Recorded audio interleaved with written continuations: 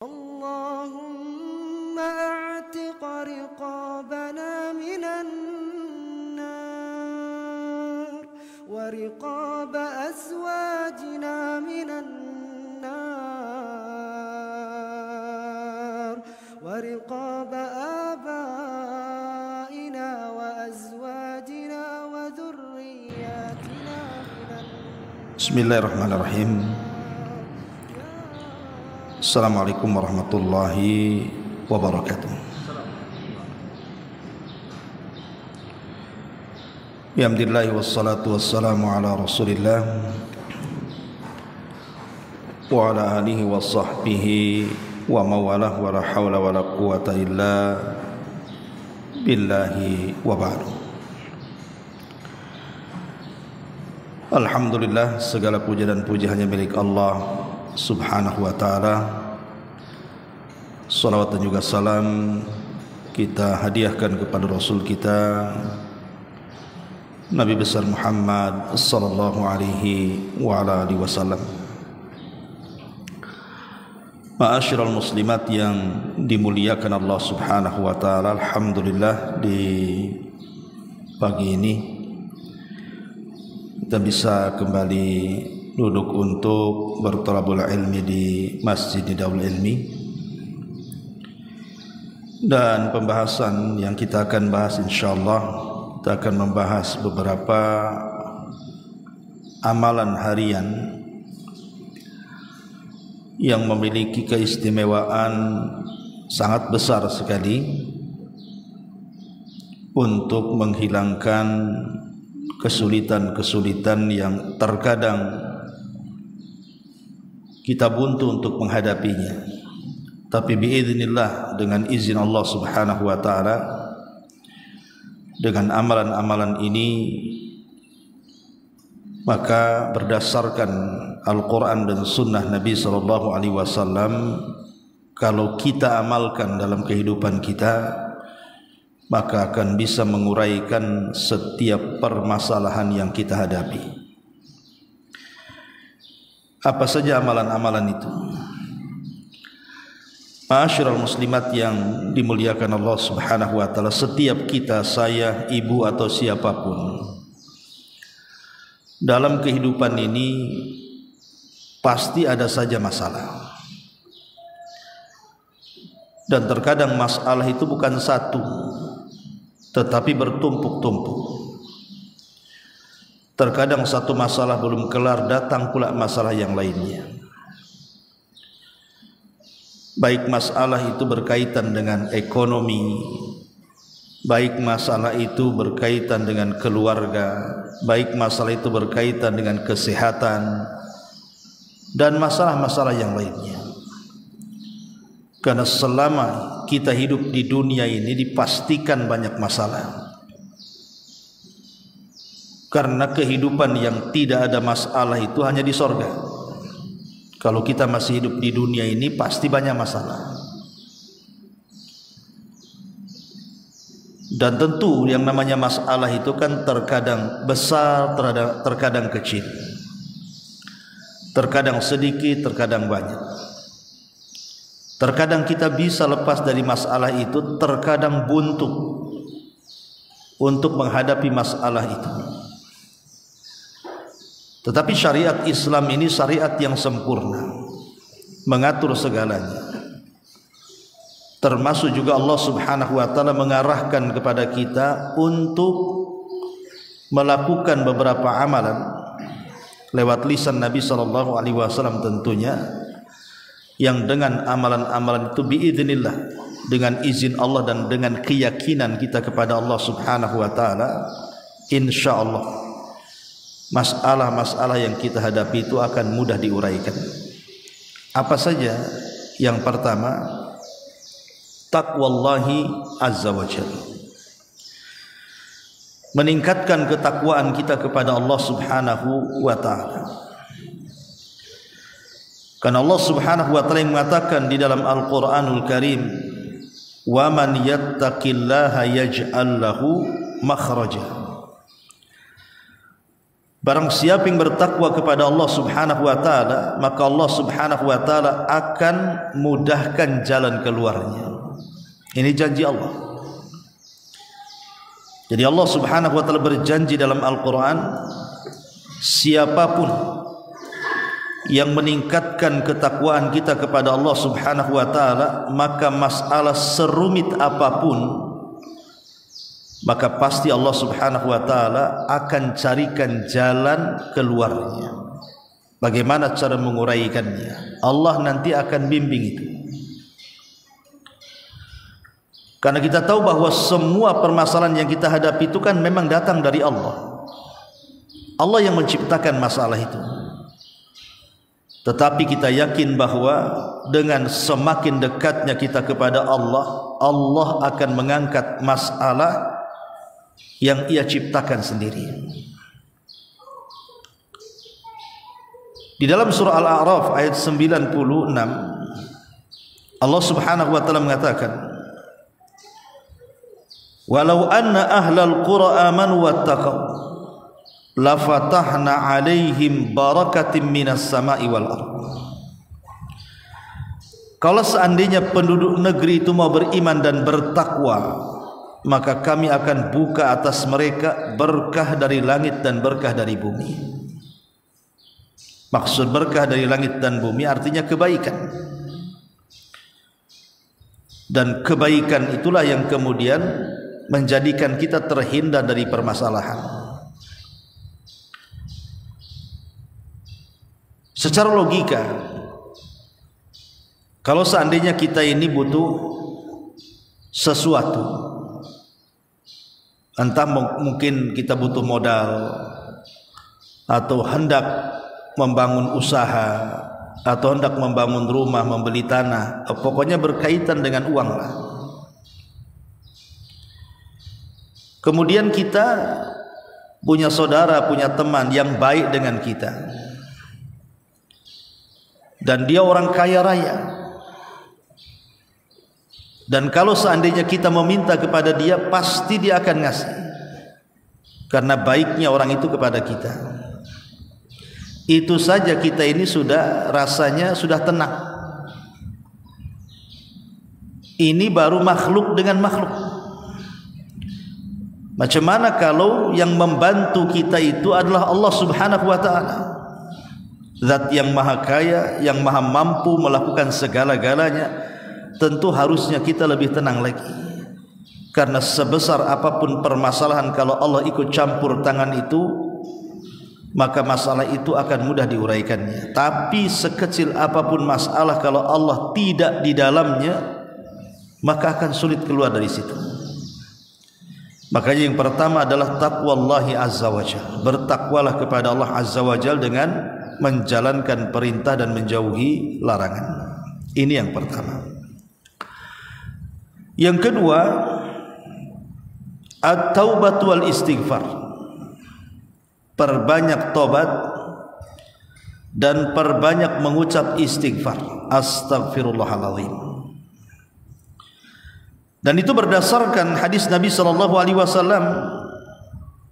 Kata Nabi sallallahu alaihi wasallam, "Man lazimal istighfar ja'alallahu min kulli dhikin faraja wa min kulli hamin makhraja wa razaqahu Allahu min haitsu la yahtasib." Siapa yang melazimkan istighfar, kata Nabi sallallahu alaihi wasallam, maka Allah akan jadikan pada setiap kesempitannya kelapangan, setiap kegundahannya kebahagiaan, dan Allah akan kirim rizki kepadanya dari arah yang tidak disangka-sangka selama ini. Jadi Nabi SAW menjanjikan, kalau hidup kita ingin berkah, jauh dari permasalahan, diuraikan kesulitannya, maka perbanyaklah taubat dan istighfar. Karena biasanya kesulitan datang itu karena dosa. Jadi kenapa kita ini tidak henti-hentinya dicoba oleh Allah Subhanahu wa ta'ala, diberikan ujian dengan berbagai macam kesulitan yang menumpuk? Itu salah satu sebab itu karena dosa. Dan itu sebagaimana hadis Nabi SAW, innal abda la yuhramur rizqu bidzambi yusibu. Sesungguhnya seorang hamba itu diharamkan mendapatkan rizki karena dosa yang dilakukannya. Dan rizki itu tidak mesti harta. Rizki itu juga kelapangan dada, kebahagiaan keluarga, kebahagiaan bertetangga, kebahagiaan berkawan, dan begitu seterusnya. Itu semua rizki. Lah terkadang rizki-rizki itu, kata Nabi SAW, bisa tercabut. Yang tadinya bahagia tiba-tiba sengsara, yang tadinya murah senyum artinya banyak menangisnya, dan begitu seterusnya, karena boleh jadi itu diakibatkan dosa. Maka dengan tobat dan istighfar inilah yang bisa mengeluarkan kita dari kesulitan. Makanya di zaman Hasan Al-Basri rahimahullahu ta'ala, ada 3 orang yang mengadu tentang 3 kesulitan yang berbeda. Yang pertama mengadu soal desanya, kampungnya, yang terjadi paceklik berkepanjangan sehingga tidak pernah turun hujan, dan itu menyiksa. Kemudian minta solusi kepada Imam Hasan Al-Basri apa yang harus dilakukannya. Kemudian yang kedua, ada orang yang datang kepada Imam Hasan Al-Basri mengeluhkan dia sudah menikah lama tapi tidak diberikan karunia berupa momongan dan anak. Kemudian yang ketiga, ada orang yang mengadu karena kefakirannya, karena kemiskinannya, susah cari pekerjaan, dan begitu seterusnya. Tetapi Imam Hasan Al-Basri hanya menasihati dengan satu kata. Apa kata Imam Hasan Al-Basri? Istaghfiru rabbakum. Beristighfarlah kalian kepada Rabb kalian. Jadi 3 orang yang bermasalah dengan permasalahan yang berbeda-beda ini bertanya, wahai Imam, masalah kami ini kekeringan, masalah si anu karena tak punya anak, masalah si anu karena kefakiran. Kenapa jawabannya sama? Kami disuruh banyak istighfar. Kemudian Imam Hasan Al-Basri membacakan sebuah ayat dalam surah Nuh. Faqultu astaghfiru rabbakum innahu kana ghaffara. Yursilis samaa 'alaikum midrara wa yumdidkum bi amwali wa banin wa yaj'al lakum jannatin wa yaj'al lakum anhara. Aku katakan, kata Nuh kepada kaumnya, banyak-banyaklah istighfar kalian kepada Rabb kalian. Kenapa demikian? Karena ketika itu di zaman Nabi Nuh pernah terjadi kekeringan paceklik selama 40 tahun. Jadi zaman Nabi Nuh itu pernah tidak turun hujan 40 tahun. Bayangkan kita seminggu nggak turun hujan saja, udah panas kan gitu, udah menjerit kita rasanya kan. Ini 40 tahun tidak turun hujan di zaman Nabi Nuh. Jadi Nabi Nuh alaihi salatu wassalam itu menasihati kaumnya dan mengatakan, perbanyaklah istighfar kalian kepada Rabb kalian, karena dia zat yang maha pengampun lagi maha pengasih. Kalau kalian mau istighfar, kata Nuh alaihi salam, yursilis samaa 'alaikum midrara, maka Allah akan turunkan hujan kepada kalian. Wa yumdidkum bi amwalin wa banin, dan Allah akan memperbanyak harta dan keturunan kalian. Wa yaj'al lakum jannatin wa yaj'al lakum anhara, bahkan sungai-sungai kalian akan dipenuhi air dan hutan-hutan kalian akan disuburkan. Ini janji Allah kepada kita dalam Quran. Ini yang kedua. Jadi kalau kita ingin terlepas dari kesulitan, cobalah amalkan memperbanyak taubat dan istighfar. Yang ketiga, banyak-banyaklah bersyukur kepada Allah Azza wa Jalla. Terkadang manusia itu dilupakan akan nikmat yang Allah anugerahkan sebelumnya, baru ingat ketika ditimpa musibah. Banyak orang-orang yang diberikan kesehatan, contohnya kan, diberikan kesehatan, waktu sehat itu lupa sama Allah. Jangan lagi cerita sholat, cerita hadir di majelis ilmu, lisan mengucapkan kalimat-kalimat zikir saja lupa kadang-kadang, bahkan sama sekali tidak ingat. bahkan dikiranya dia tidak akan sakit, bahkan yang lebih parah dikiranya dia tidak akan mati.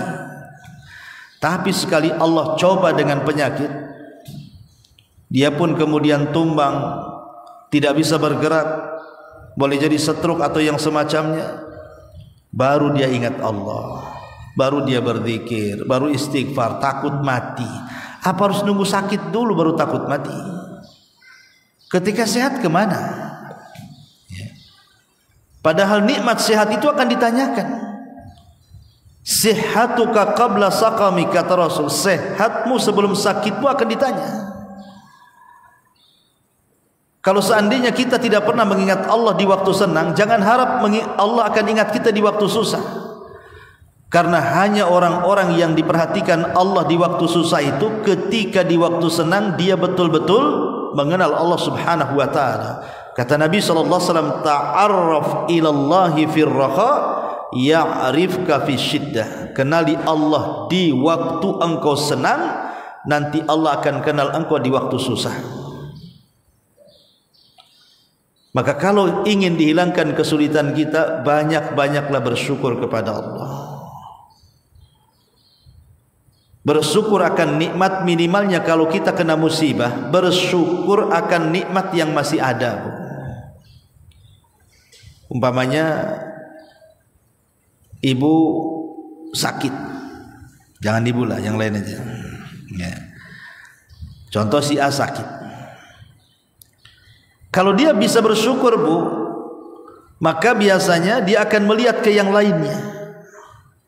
Oh, tetangga saya juga ada yang sakit, rupanya dia lebih parah dibandingkan saya. Alhamdulillah, bersyukur dia. Ataupun mamanya kayak semalam nih kan, terjadi musibah nih, angin di mana-mana di kota Batam ini. Entah enggak di Batu Haji, di Batam Center, di mana-mana saya lihat tuh.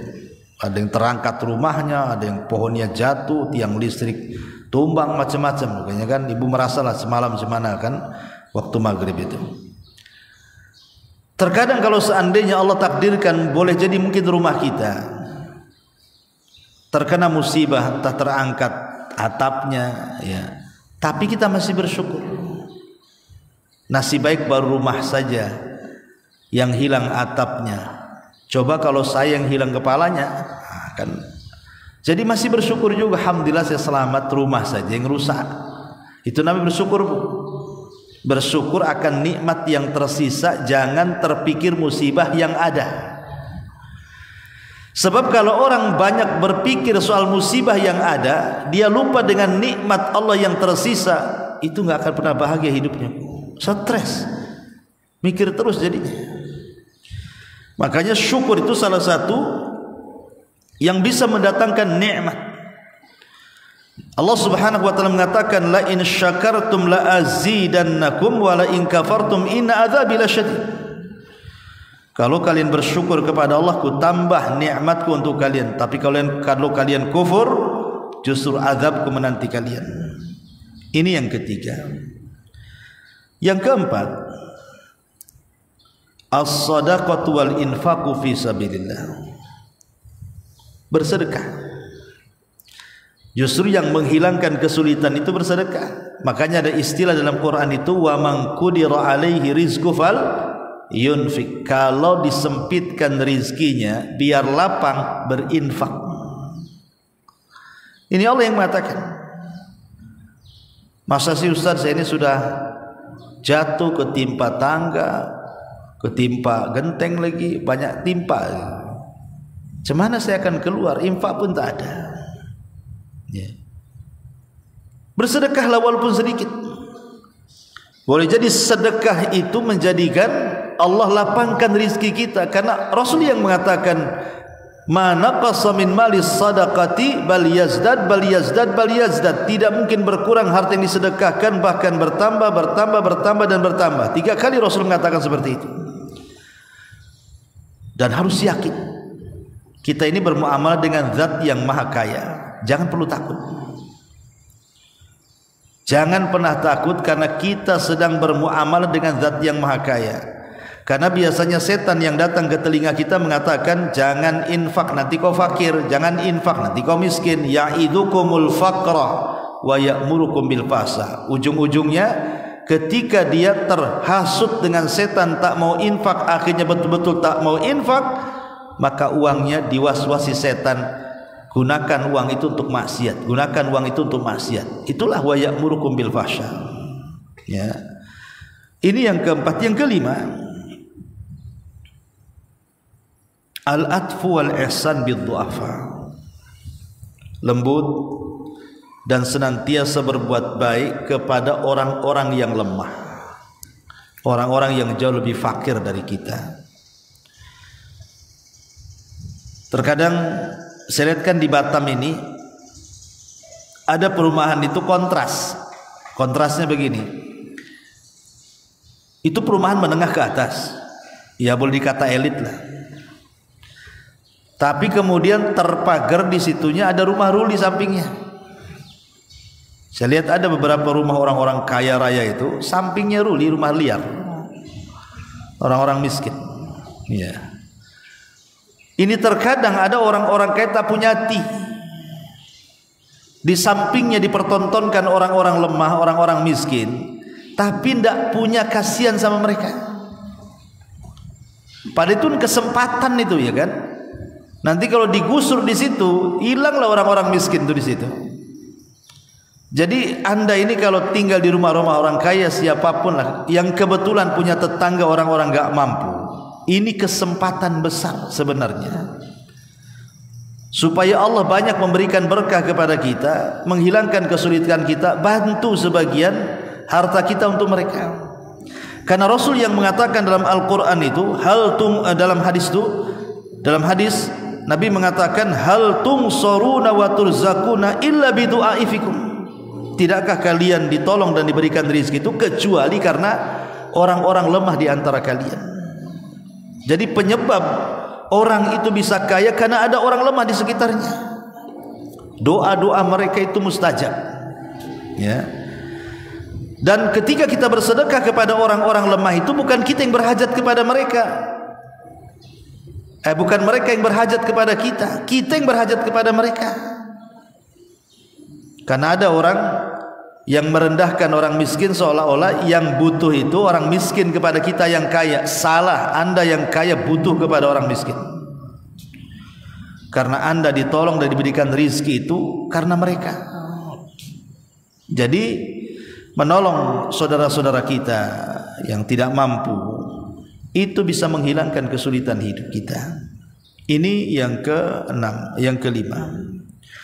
Kemudian yang keenam, al-isti'anatu billah.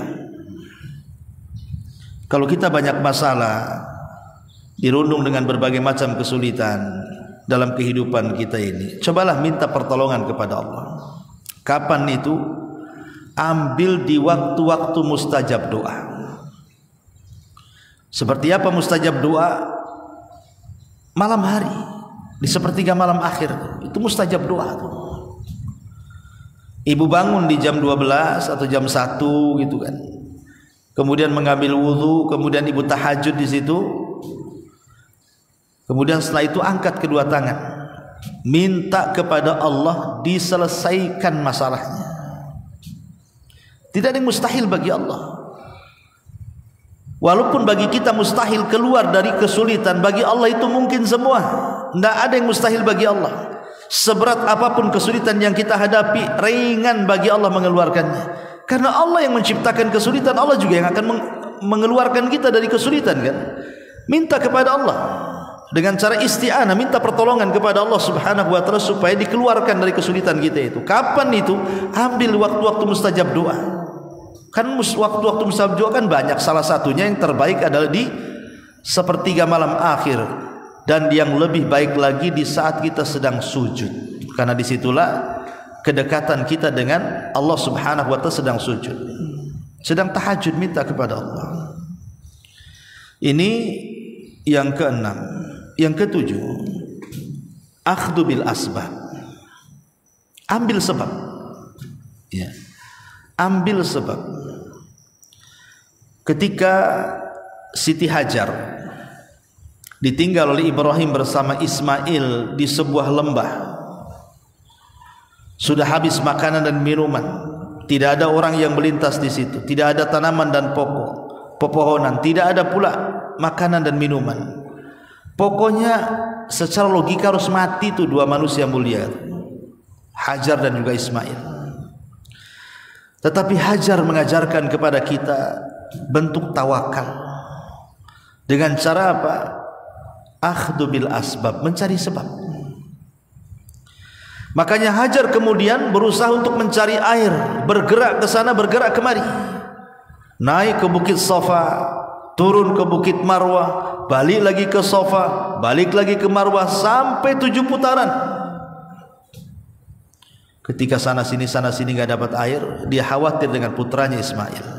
Segera dia mendekati putranya, rupanya di samping Ismail ada Jibril. Dengan satu sayapnya menancapkan di tanah sebelah kaki Ismail, keluar air Zam-Zam. Begitulah akhdhu bil asbab, cari sebab dulu. Kalau sudah mencari sebab, nanti Allah yang kasih keinginan kita. Yang jelas cari sebab, doa saja tidak cukup. Jadi malamnya kita berdoa, bermunajat di sepertiga malam akhir, besoknya kita gerak, apa yang kita kehendaki cari. Itu paling cepat, itu mengeluarkan kita dari kesulitan. Ini yang nomor 7. Yang nomor 8, tawassul bi asma'illahi wa sifati.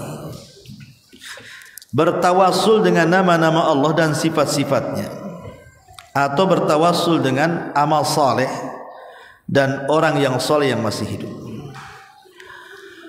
Bertawassul dengan nama-nama Allah itu ya kita sebut nama-namanya. Pamannya ibu kesulitannya apa?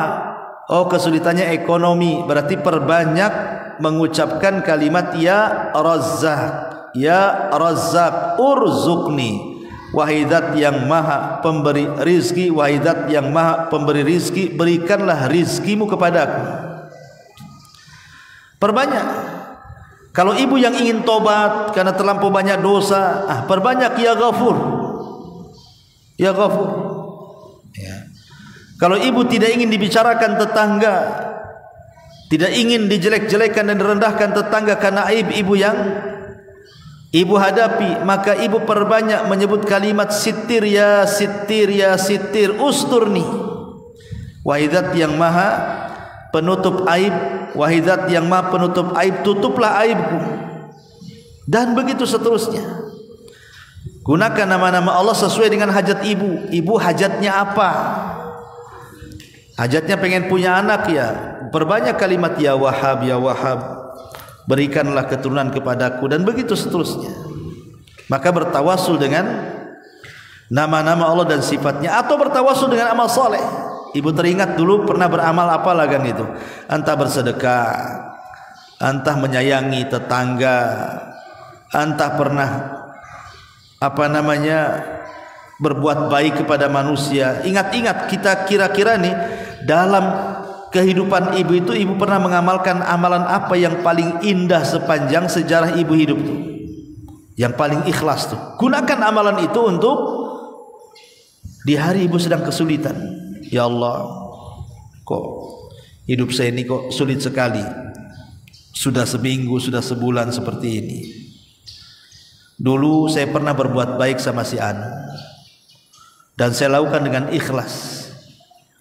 Kalau memang kebaikanku kepada si Anu itu yang lakukan dengan cara ikhlas, kau terima ya Rabb, hari ini aku butuh dan berhajat kepadamu, tolong lepaskan aku dari masalah ini. Nah, itu namanya tawasul dengan amal soleh. Itu bisa menghilangkan kesulitan juga. Ini yang nomor 8. Yang nomor 9, menghilangkan kesulitan orang lain. Menghilangkan kesulitan orang lain. Nabi SAW mengatakan, man naffasa am mu'minin kurbatan fid dunya naffasallahu kurbatan min kurabi yaumil qiyamah. Barang siapa yang meringankan kesulitan atau satu kesulitan, Rasul mengistilahkan dengan satu kesulitan, siapa yang menghilangkan satu kesulitan yang diderita oleh saudaranya seorang muslim, di dunia, maka Allah akan hilangkan kesulitan dia di dunia dan di akhirat. Jadi kalau seandainya kita ini ada tetangga nampaknya sedang sulit, menghilangkan kesulitan itu tidak mesti pakai materi, Bu. Bisa juga pakai kalimat. Umpamanya ada orang sedih, kita datang, kita hibur, itu menghilangkan kesulitan juga tuh. Ada orang kena kemalangan, entah orang yang dicintainya meninggal, ibu punya kawan, kemudian kawan ini suaminya meninggal atau orang tuanya meninggal, ibu takziah, ibu kasihlah kalimat-kalimat untuk menenangkan, itu menghilangkan kesulitan. Ya, jadi tidak mesti material ya, apa namanya, uang atau apa, enggak mesti materi untuk membantu orang itu. Bisa dalam bentuk tenaga, bisa dalam bentuk waktu, meluangkan waktu, bisa dalam bentuk ucapan, mudah kok sebenarnya. Tapi efeknya besar, karena Allah akan menghilangkan kesulitan kita di dunia dan akhirat. Dan yang terakhir, yang 10 adalah husnudzan billah, berbaik sangkalah dengan Allah. Tidak mesti sebuah musibah atau ujian yang Allah timpakan kepada kita itu buruk bagi kita, pun tidak mesti. Terkadang itu kebaikan bagi kita. Wa asa an takrahu syai'an wa huwa khairul lakum. Dan boleh jadi apa yang kau lihat buruk itu rupanya baik pula di hadapan Allah. Kita tidak tahu. Maka berhusnudzonlah kepada Allah. Kalau kita ditimpa musibah, jangan suudzon kepada Allah, tapi berhusnudzon. Boleh jadi Allah sayang, Allah hendak mengangkat derajat kita, Allah hendak menghilangkan dosa-dosa kita, Allah hendak memberikan kesenangan kepada kita. Kita tidak tahu, ya. Makanya husnudzon itu penting ketika kita berada dalam sebuah kesulitan itu. Karena husnudzon itu akan mengeluarkan kita dari kesulitan. Bukankah Rasul dalam hadis qudsi mengatakan, Allah berfirman, ana ma'adhanni abdi bi, sesungguhnya aku ini akan mengikuti prasangka hambaku. Kalau dia berprasangka baik, aku baik sama dia. Kalau dia berprasangka buruk, aku pun akan buruk sama dia. Lihat, jadi berhusnudzon itu penting ketika tertimpa musibah, karena Allah akan ganti kesulitan itu dengan kemudahan, dengan berhusnudzon itu. Nah, ini diantara 10 perkara yang disebutkan para ulama tentang amalan-amalan yang bisa menghilangkan atau menjauhkan kita dari kesulitan-kesulitan dunia. Wallahu a'lam bishawab. Sampai di sini. Kalau ada yang mau bertanya, silakan.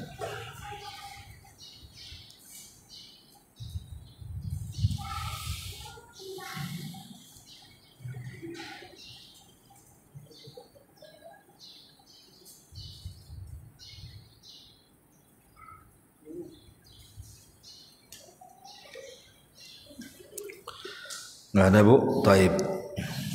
Kalau nggak ada, kita tutup.